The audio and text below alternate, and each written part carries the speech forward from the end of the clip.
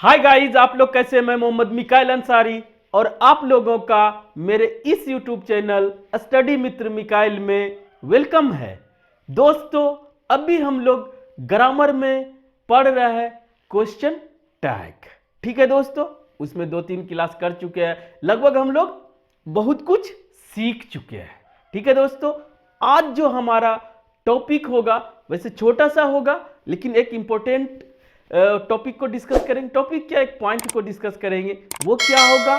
Difference between question and question tag, यानी कि question और क्वेश्चन टैग में क्या फर्क है, अंतर है। तो आइए दोस्तों शुरू करते हैं बिना देरी किए हुए, और आपको एकदम क्लियर हो जाएगा और कंसेप्ट भी आपको समझ में आ जाएगा। ठीक है दोस्तों, तो जितना पढ़े हैं उसके बाद थोड़ा सा इसको भी डिस्कस कर लेना जरूरी हो जाता है। और इस वीडियो के बाद एक और क्लास बचेगा दोस्तों कि हम लोग जो उसमें क्वेश्चन टैग में प्रोनाउन यूज होता है उसको कैसे सेलेक्ट करेंगे, वो बहुत ही इंपॉर्टेंट हो जाता है, लेकिन अगले वीडियो में। तो आज हमारा अभी तो चल रहा है क्या, क्वेश्चन टैग। ठीक है दोस्तों, जिसमें हम लोग पढ़ेंगे क्या, डिफरेंस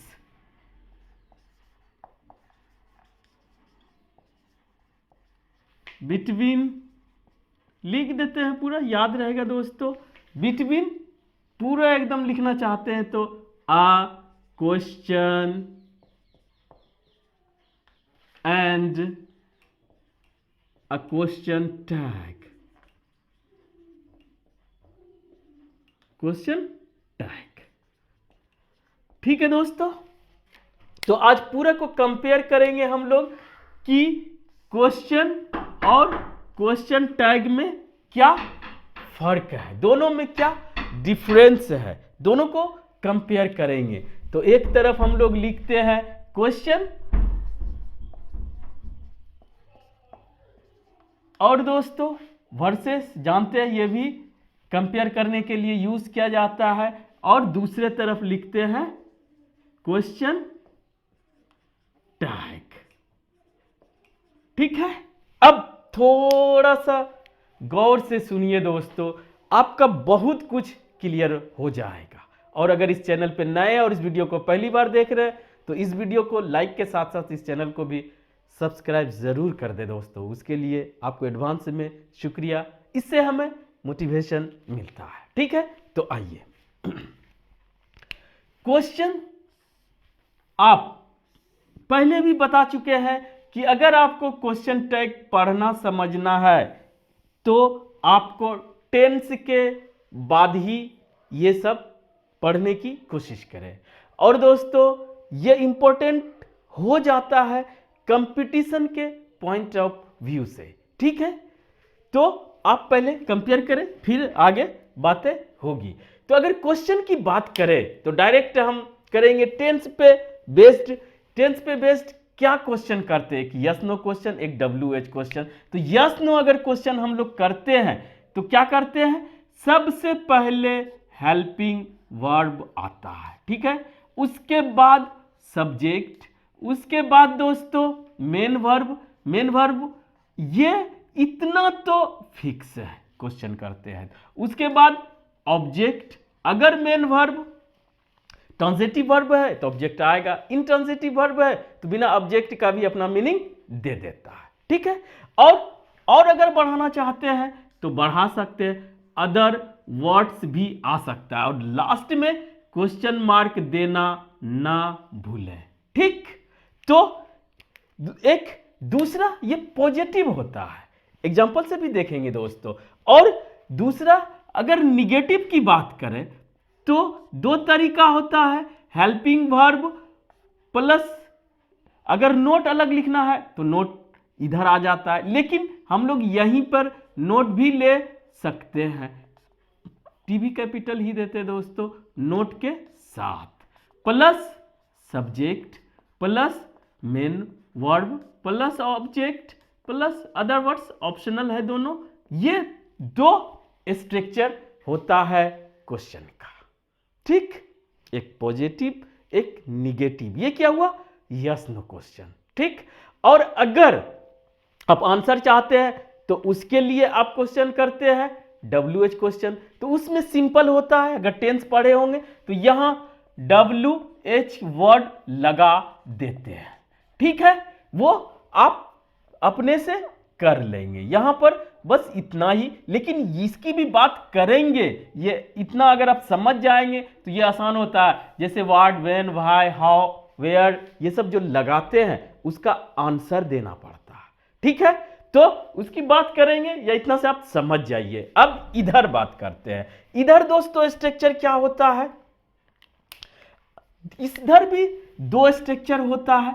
अगर ये एक स्टेटमेंट होता है, एक क्वेश्चन टैग होता है। क्या होता है वो भी आपका क्लियर हो जाएगा, सब कुछ रिवीजन हो जाएगा।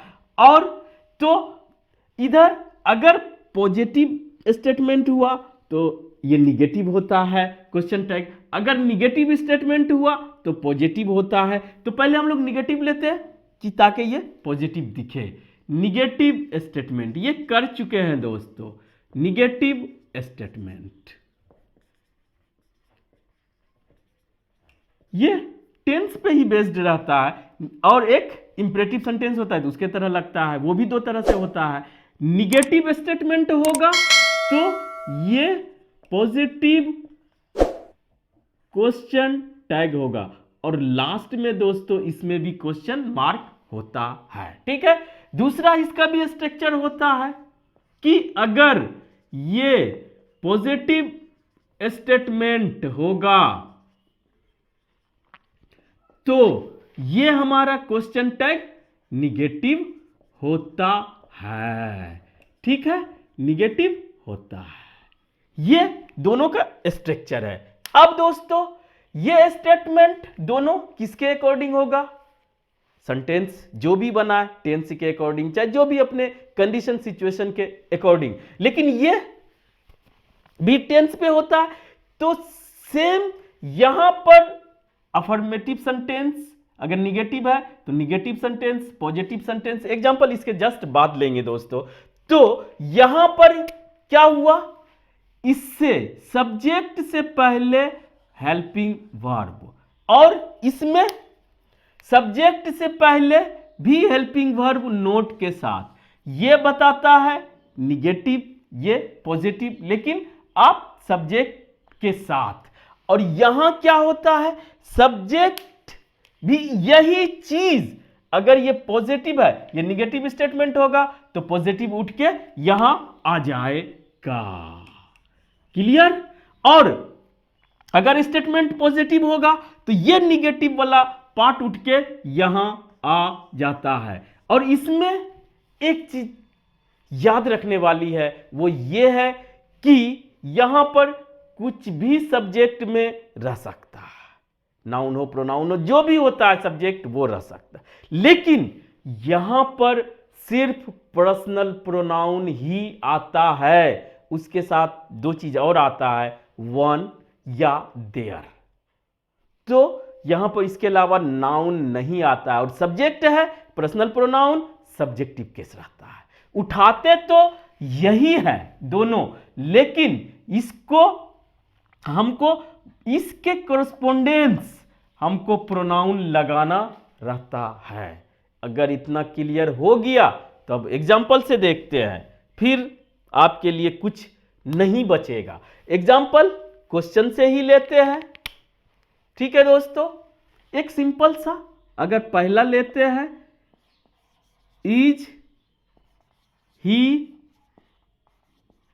प्लेइंग, और आगे क्रिकेट ये वो दे सकते हैं, नहीं देते हैं कोई बात नहीं है। दूसरा लेते हैं, इजंट ही प्लेइंग। इसका मतलब हुआ कि क्या वह खेल रहा है। ठीक है, इसके अकॉर्डिंग हो गया। Is subject, main verb, object है नहीं है वो इतने तक हमारा जरूरत है। और इजंट अगर नोट को आपको इसके पहले देना है तो नोट अलग, इज अलग, लेकिन अगर दोनों का शॉर्ट फॉर्म यूज करना है तो आपको पहले साथ में लिखना पड़ेगा। ठीक है, इज ही प्लेइंग, क्या वह खेल रहा है? इजंट ही प्लेइंग, क्या वह नहीं खेल रहा? ये स्ट्रेट फॉरवर्ड कंप्लीट सेंटेंस हुआ। ठीक है, अब अगर इसमें पूछना हो तो इसमें क्या करना रहता है दोस्तों कि आपको पूछेंगे पॉजिटिव है तो सिर्फ पॉजिटिव पूछेंगे, ही इज प्लेइंग। ठीक, कोमा देते हैं। दूसरा, ही इज नॉट प्लेइंग। समझिएगा दोस्तों, और इसका अगर पॉजिटिव है तो यहां पर निगेटिव आता है। निगेटिव मतलब ये वाला आ जाएगा और ये स्मॉल में होगा, इजंट, और ही है तो ही। ठीक है, इजंट ही। ओ हाँ, और इसमें दोस्तों ये निगेटिव है और यहां आपको ऑप्शन है कि हेल्पिंग वर्ब और नोट को अलग लिखे या उसका कॉन्ट्रैक्शन फॉर्म लिखे, लेकिन क्वेश्चन टैग में आपको हर हाल में शॉर्ट फॉर्म ही लिखना है, इजंट ही। तो अगर ये निगेटिव स्टेटमेंट है तो यहां पर आप पॉजिटिव लिखेंगे, इज ही। ये अब मतलब क्या हुआ, अगर इसको कंपेयर करना सीख गए तो आपका अंतर फर्क खुद ब खुद समझ में आ जाएगा। तो फर्क क्या है दोस्तों? इज ही प्लेइंग, क्या वह खेल रहा है? इजंट ही प्लेइंग, क्या वह नहीं खेल रहा है? और इस तरह से बोलते हैं is he playing, isn't he, क्या वह खेल रहा है ना? नहीं नहीं नहीं, क्या नहीं होगा दोस्तों, वह खेल रहा है ना। वह इसका हो जाएगा ही इज नॉट प्लेइंग, वह नहीं खेल रहा है, फिर से ना लगा देंगे, वह नहीं खेल रहा है ना। तो ये दोनों में स्ट्रक्चर में और भाषा लैंग्वेज में बोलने में फर्क है। ठीक है, तो अब आइए इसको अगर एनालिसिस करते हैं तो ये क्या देता है। अगर पहली बात करें तो अब इसका फर्क हम लोग देखेंगे दोस्तों, ए बी करके देख लेते हैं। फर्क देखेंगे कि ये क्या है, कंप्लीट सेंटेंस है, पहला फर्क ये है। लेकिन ये क्या है, ये क्या है दोस्तों, a part of a sentence, ये एक सेंटेंस का पार्ट है। क्लियर, पहला। दूसरा अगर देखेंगे, बी ही करते हैं दोस्तों, तो ये अगर कंप्लीट सेंटेंस है तो ये क्या देगा, कंप्लीट सेंस देगा। ठीक है, ये क्या देगा,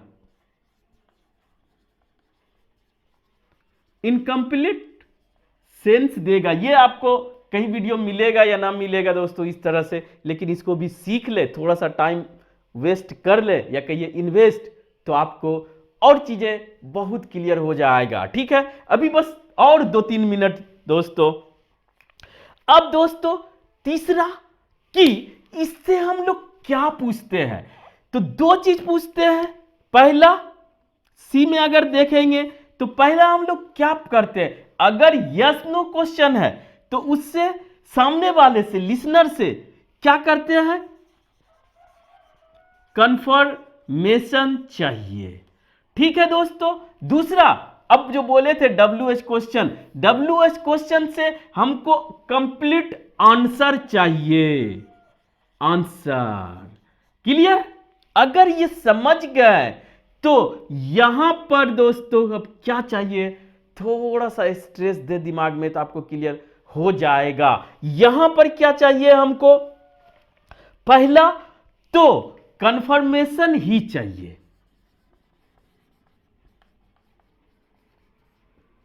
कंफर्मेशन या कहिए अप्रूवल चाहिए, या कहिए दोस्तों इंटेंशन चाहिए, या श्योरली चाहिए या सर्टेनली चाहिए। कहने का मतलब है कि अगर आप यस नो क्वेश्चन करते हैं तो ये तो पहले कंप्लीट सेंटेंस है, कंप्लीट सेंस देगा, और यस नो क्वेश्चन से हम व्यूअर से या लिसनर से कंफर्म करने की कोशिश करते हैं कि जो चाहिए, क्या वह पढ़ रहा है, क्या वह पढ़ता है, क्या वह खाता है, तो यस या नो बोल देगा, काम चल जाएगा। ठीक है, कंफर्म, इतना समझ में आ गया। लेकिन WH क्वेश्चन अगर आप लगाते हैं तो उससे क्या चाहिए, आंसर चाहिए। वह क्यों खेल रहा है, वह कहां खेल रहा है, ये सब आप जानते हैं। वह कैसे खेल रहा है, किसके साथ खेल रहा है, तो वहां पर आपको कंप्लीट आंसर चाहिए। कंप्लीट हो चाहे जो भी हो, उम्मीद रखते हैं कि वो बोल के उसको हाँ या ना में काम नहीं चलेगा, अब उसको एक्सप्लेन करना पड़ेगा। ये दोनों चीज चाहिए क्वेश्चन से। ठीक है, और यहां पर कंफर्मेशन चाहिए या तो अप्रूवल चाहिए या इंटेंशन या श्योरली या सर्टेनली। सब का मतलब होता है कि हम जो बोल रहे हैं, पूछ रहे हैं तीसरे के बारे में आपसे, क्या आप उससे सहमत हैं, ये जान रहे हैं। जैसे वह खेल रहा है ना, इससे क्या क्वेश्चन भी नहीं कर रहे हैं ना, तो हम लोग ये भी बोल रहे हैं, असर्टिव भी नहीं बोल रहे थे। इससे एक इंटरेस्टिंग बात आ जाता है कि दोस्तों जब क्वेश्चन टैग लगाते हैं तो वो ना तो असर्टिव सेंटेंस रहता है ना इंट्रोगेटिव सेंटेंस रहता है, वह बीच वाला सेंटेंस बन जाता है, हाइब्रिड, जिससे हम लोग उसका यानी कि लिसनर का अप्रूवल चाहते हैं, श्योरिटी कि जो हम बोल रहे हैं वो सही है ना। ये तो इससे भी कंफर्म ही करते हैं, लेकिन सहमति इरादा भी चाहिए कि हम बोल रहे अरे वो चोर है ना, तो आप क्या चाह रहे हैं, सिर्फ कंफर्म नहीं करना चाह रहे हैं, मेरा इरादा भी है जानने का कि वो वाकई क्यूरियोसिटी भी दिखा रहे हैं, तो वो इससे बोला जाता है। ठीक है, अगर इतना समझ गए दोस्तों तो एक पॉइंट और आप समझ लीजिए कि यहां पर भी हो सकता है डी में दोस्तों, यह जो है हमारा फॉर्मल यूज किया जाता है, फॉर्मल यूज। ठीक है, और ये दोस्तों थोड़ा सा हटा के लिख रहे हैं, ये दोस्तों इन फॉर्मल यूसेज लिख दे। क्यों कि जब क्वेश्चन करते हैं आप कहीं भी कर सकते हैं, फॉर्मल इनफॉर्मल आप जानते होंगे कि, लेकिन यह भी बहुत इंपॉर्टेंट है, बस 1 मिनट सुन लीजिए दोस्तों, कि फॉर्मल का मतलब ऑफिशियल हो, स्कूल हो, कॉलेज हो, जहां भी आप फॉर्मल बोलते हैं वहां पर ये सब यूज करेंगे। ठीक है, तो यही यूज किया जाता है। लेकिन दोस्तों जब इनफॉर्मल कहने का मतलब यह है कि पहली बात तो ये कि ये कंपटीशन के पॉइंट ऑफ व्यू से बहुत ही इंपॉर्टेंट हो जाता है, क्योंकि इसमें बहुत सा ट्विस्ट आता है, इसीलिए एग्जाम्स में पूछा जाता है, तो वहां के लिए ये इंपॉर्टेंट है। दूसरी बात कि आप जब बोलते हैं अपने लैंग्वेज को इंग्लिश में, हिंदी में बोलते हैं तो ना लगाते, और इंग्लिश में जब बोलते हैं तो स्पोकन के पॉइंट ऑफ व्यू से ये बहुत इंपॉर्टेंट हो जाता है, क्योंकि इसे अक्सर आदमी बोलते हैं, तो आपको भी ये लगा के बोलना मजबूरी हो जाता है। तो दोस्तों ये तो है फॉर्मल, लेकिन ये इनफॉर्मल है, लेकिन 2 वजह से ये बहुत ही इंपॉर्टेंट हो जाता है। एक कंपटीशन में पूछा जाता है ट्विस्ट होने के वजह से, दूसरा दोस्तों ये स्पोकन यानी कि अपने बोलचाल में आप इसको यूज सब लोग करते हैं, तो आपको भी करना मजबूरी हो जाता है। तो दोस्तों आज बस इतना ही। अगर यह वीडियो आपको अच्छा लगा और आप इससे कुछ सीखे हो तो प्लीज इसे लाइक करें, सब्सक्राइब करें, अपने दोस्तों रिलेटिव से जो भी नीडी जरूरतमंद हो उसे शेयर जरूर करें दोस्तों। Thank you for watching, have a nice day.